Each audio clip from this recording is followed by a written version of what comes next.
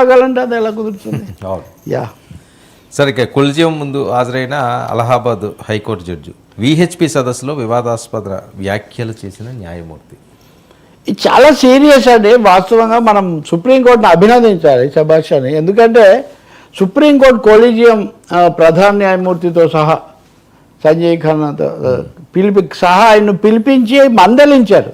Allahabad high court chief justice okay Shekhar Kumar Yadav ఈయనను మందలించారు. ఎందుకు అంటే ఈయన విశ్వ హిందూ పరిషత్ సభకి వెళ్ళి హేట్ స్పీచ్, విద్వేష ప్రసంగమో మతతత్వ ప్రసంగమో అక్కడ చేశాడు. అసలు విహెచ్పి సదస్సుకు ఒక జడ్జి, సిట్టింగ్ జడ్జి వెళ్ళడమే ఒక అభ్యంతరకరమైన విషయం. ఎందుకంటే కుల మత రాజకీయ వేదికలకు న్యాయమూర్తులు వెళ్ళకూడదు. మీకు తెలుసు కదా, మీడియానే రాకూడదని మీరు బోర్డులు ఇళ్ల దగ్గర పెట్టుకోండి. మీరు అధికారిక హోదాలో వెళ్ళి ఎలా మాట్లాడతారండి? అక్కడ ఆయన ఏం మాట్లాడాడు? యూనిఫామ్ సివిల్ కోడ్ లేదు, పిల్లల్ని బాగా కంటున్నారు, ఎంతోమంది వీళ్ళని పెళ్ళిళ్ళు చేసుకుంటున్నారు.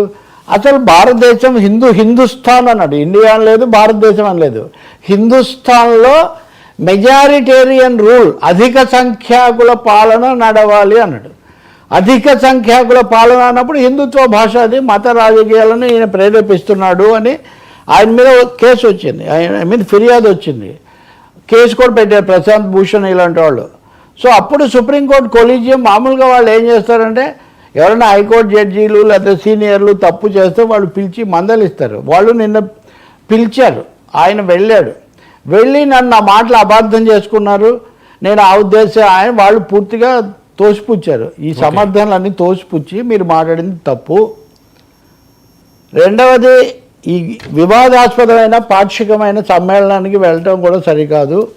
భవిష్యత్తులో ఎప్పుడు ఇలాంటివి సీనియర్ అయి ఉండి మీరు ఇలా చేసి ఉండకూడదు అన్నారు. నేను గతంలో కూడా మీకు చెప్పాను, ఆర్ఎస్ఎస్కు సంబంధించిన అధివక్త పరిషత్ అని ఒకటి ఉంది, న్యాయవాదుల సంఘం. ఈ సంఘానికి సంబంధించిన 9 మంది ఇప్పుడు కీలకమైన జడ్జీలుగా ఉన్నారు.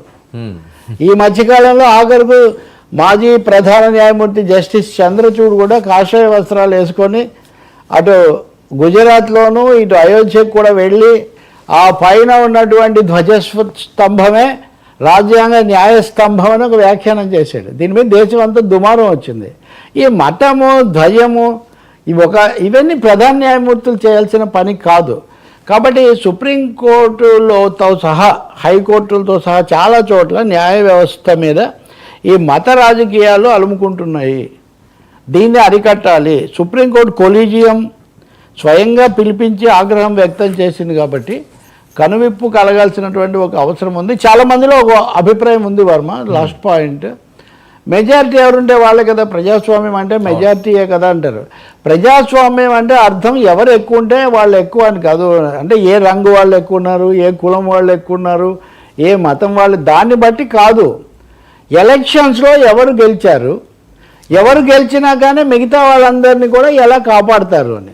డెమోక్రసీ అంటే అందరికీ మాట ఉండే రాజ్యం తప్ప అధికంగా ఒక ఓటు ఎక్కువ వస్తే వాడే అందరినీ చేస్తాడనేది కాదు. ఒక ఓటు మీరు గెలిచినా నేను గెలిచినా అందరినీ సమానంగా చూస్తాము. అది అందులో భారతదేశం బహుళ మతాలతో విశ్వాసాలతో కూడిన దేశం. కాబట్టి హైకోర్టు న్యాయమూర్తులు, కొంతమంది న్యాయ కోవిదులు కనువిప్పు కలగాల్సిన అవసరం ఒకటి ఉంది. ఇది ఒక హెచ్చరిక. సనాతనవాదం బాగా ఈ మధ్య ముదురుతుంది కాబట్టి కోర్టులకు సనాతనవాదం వద్దు అని వాళ్ళు చెప్తున్నారు, ఇంకా స్పష్టంగా చెప్పాలంటే. యా సరే, థ్యాంక్ యూ సో మచ్ రావు గారు. ఇది ఈనాటి frankly with Telakapalli. Stay tuned to 9 news.